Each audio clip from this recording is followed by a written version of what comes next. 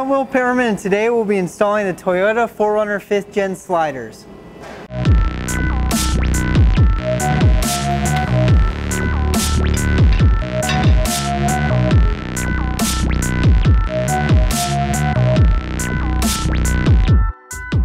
I'm going to go over some of the tools you'll need to install the 4Runner slider. A small flathead screwdriver, a large flathead screwdriver, a 12mm socket, 13mm socket, 1/2-inch ratchet, and a 7/32 Allen head.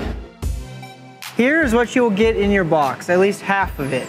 This is the driver's side slider. The passenger side slider is exactly the same, just mirrored. You'll receive this aluminum skid and the hardware packs. You'll get one hardware pack with the aluminum skid. It comes with 22 3/8 countersink bolts, and you'll get another hardware pack that's for mounting the sliders to the frame, and it'll come with 28 M8 bolts. If you want to weld on, you can definitely weld these on for the ultimate strength, and we've left a huge backing plate for you to weld onto your frame. All our sliders are shipped to you raw and bare. That way you can powder coat them any color you'd like. It also saves from them getting scratched in shipment.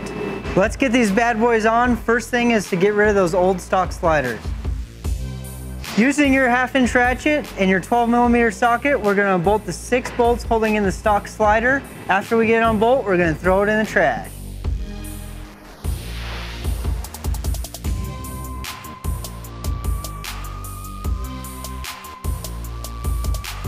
We're going to clean the frame off and remove the frame plugs that need to be removed. Do it. Rain and slick mist. Using the screwdriver, we're going to remove some of the frame plugs that we need to remove. We have 2 different sizes. It just depends on how easy or hard they are to get out.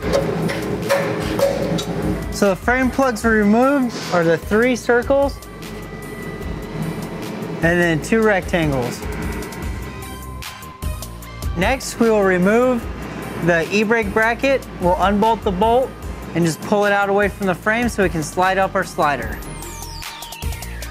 The sliders are really heavy. If you're doing it on a lift, you'll definitely want to grab someone to help you lift the slider into place. Have each person grab a piece of hardware, 2 M8 bolts with a washer on each one, and each get a bolt in so you can finish bolting on the slider.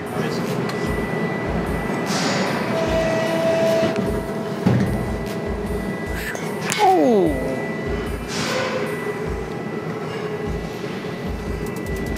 Ready? So I'm gonna put my hole in this upper threaded hold. Put my hole in this upper threaded hole. Can't think, man. This thing's like heavy right now. So if you use your noggin to hold it up, your shoulders are good. You're done, dude. So in the hardware pack, you'll find 2 long M8 bolts. These are to replace the bolts on the e-brake cable bracket, and there's only 2 long ones.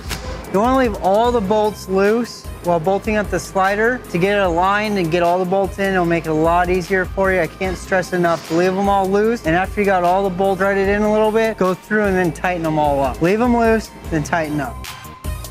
So I'm going to go in and hand thread in all our 3/8 countersink bolts into our 1/4-inch aluminum skid. After you get them all in, you can go through with the 7/32 Allen that we use to tighten them all up.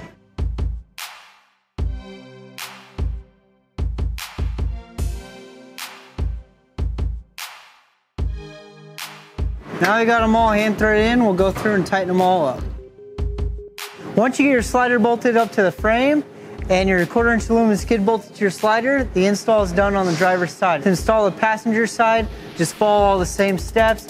It's a really easy install. Both sliders bolt onto the frame and both skids bolt onto the slider.